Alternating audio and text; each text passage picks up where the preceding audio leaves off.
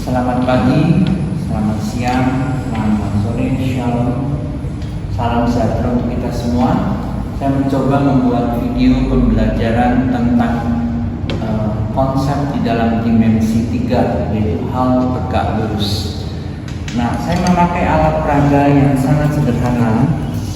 Ini menggambarkan bidang, ini bidang. Ini menggambarkan titiknya dari malam. Kemudian ini menggambarkan garis. Ada suatu bidang alfa. Bidang alfa ini terbentuk menurut aksioma di dalam dimensi 3. Bidang alfa ini terbentuk dari dua buah garis yang berpotongan. Garis ini tegak lurus pada bidang alfa. Garis ini tegak lurus pada bidang alfa karena dia tegak lurus pada satu garis. Dan garis ini juga tegak lurus pada garis yang kedua. Kedua garis ini berpotongan. Saya ulangi dengan gambar. Garis G tegak lurus suatu garis L. Ini garis G tegak lurus garis L. Garis G tegak lurus garis M. Kedua garis ini terletak pada satu bidang alfa, maka garis G tegak lurus bidang alfa. Jadi konsep yang akan ditanamkan dari peragaan alat peraga ini, buktikan garis G tegak lurus bidang alfa. Bukti garis G tegak lurus garis L, garis G tegak lurus garis M.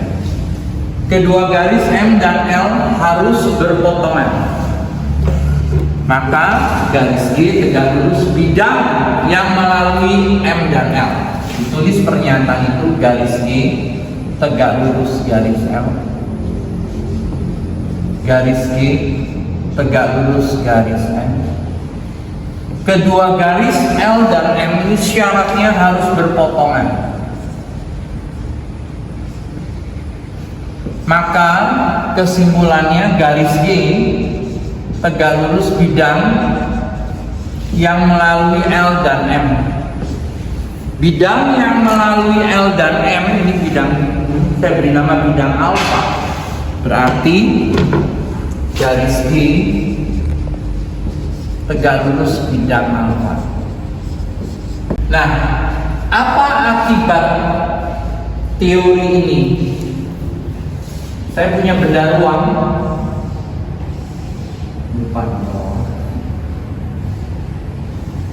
Benda ruang kubus. Penerapan teori ini saya terapkan pada benda ruang kubus. Kubus A, B, C, D, E, F, G, H. HD tegak lurus DC. HD tegak lurus HD. Kedua garis ini berpotongan. Berarti HD tegak lurus bidang yang melalui DC, AD. Berarti HD tegak lurus bidang ABCD. Nah, saya mengingatkan dari garis G tegak lurus bidang alfa. Andai kata di garis ini, di bidang alfa ini ada satu garis,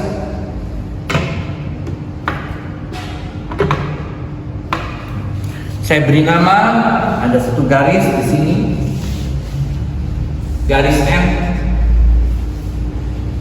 Garis ini saya gambarkan dengan melalui minimal 2 titik minimal.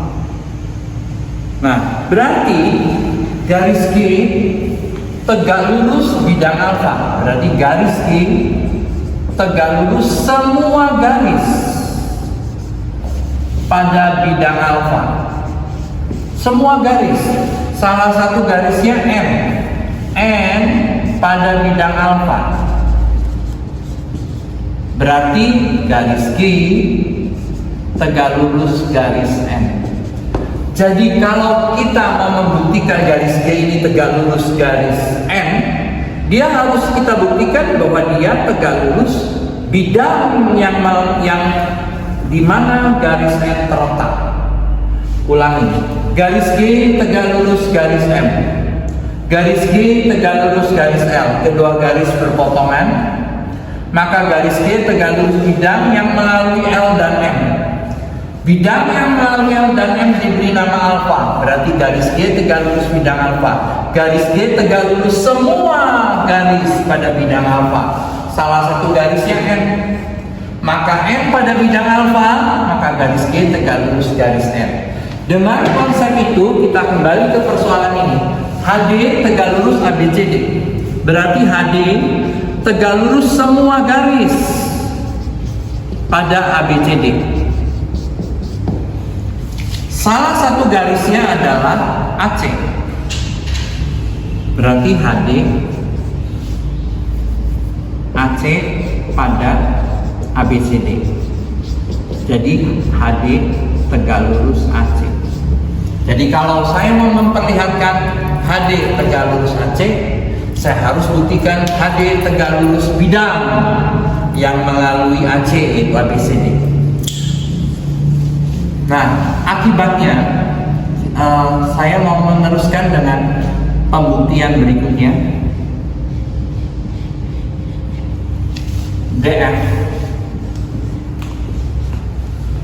DF apakah tegak lurus AC?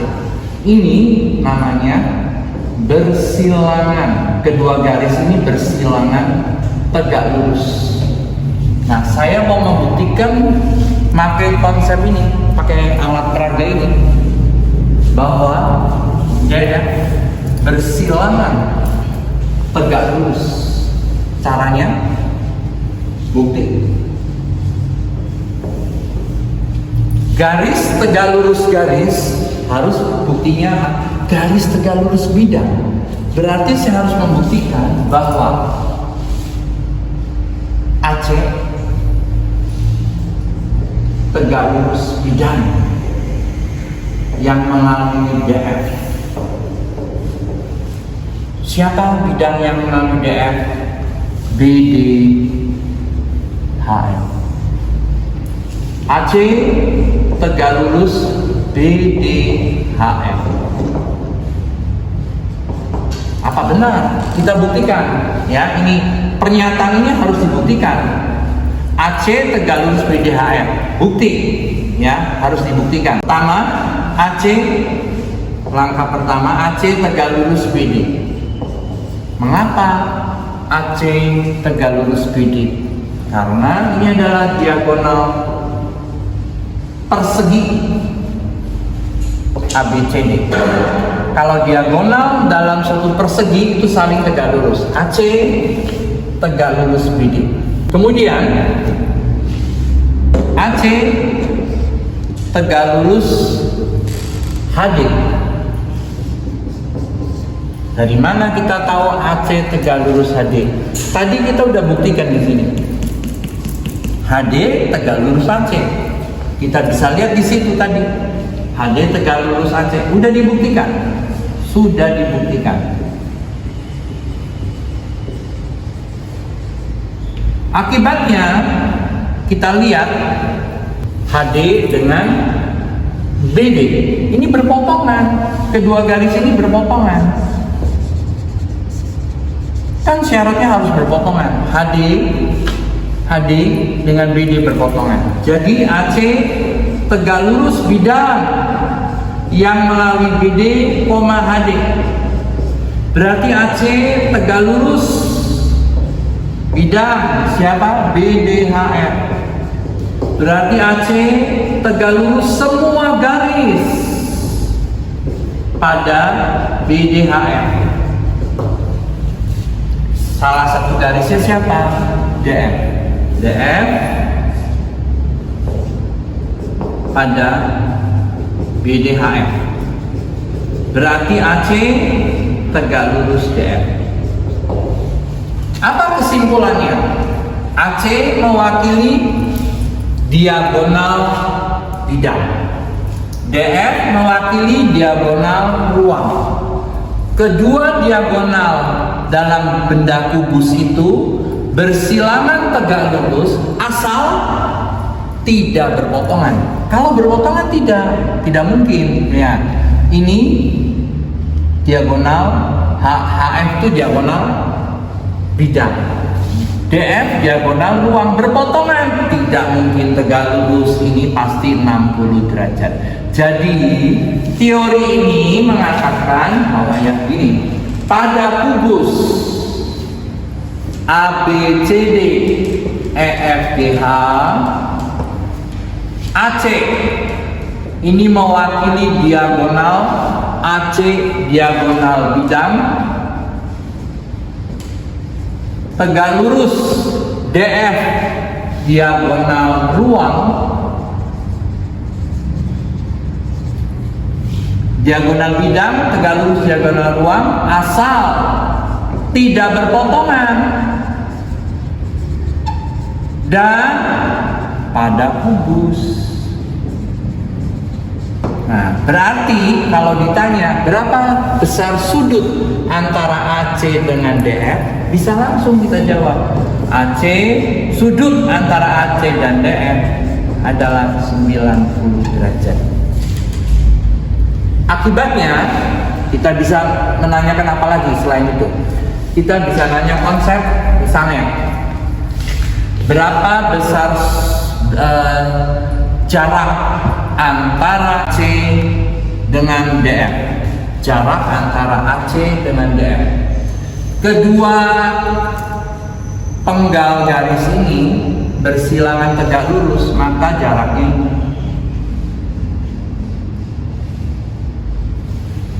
berapa itu? Kalau rusuk kubusnya A, sudut ini 60 derajat, ini juga 60 derajat. Panjang ini DO itu panjangnya ya, kalau kita perhatikan DO itu setengah BD. DO itu harganya setengah BD, berarti setengah A akar 2.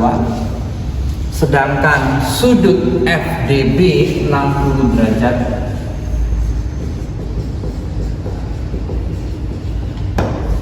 berarti saya bisa mencari jarak OX, jarak antara AC terhadap DF ialah OX. Harganya berapa? Sin 60 derajat adalah OX per OD. Berarti OX setengah A akar 2 dikali sin 60 setengah akar 3 seperempat A akar 6. Jadi dari peragaan alat sederhana ini kita mendapatkan konsep garis tegak lurus bidang, garis tegak lurus semua garis pada bidang itu berarti bisa membuktikan suatu garis tegak lurus garis lain. Akhirnya kita terapkan pada kubus, kita mendapatkan konsep dua buah diagonal ruang dan sisi asal tidak berpotongan itu pasti tegak lurus, bersilangan tegak lurus lebih tepat. Berarti sudutnya 90 derajat, berarti bisa mencari jarak kedua penggal garis itu. Sekian, terima kasih atas perhatian.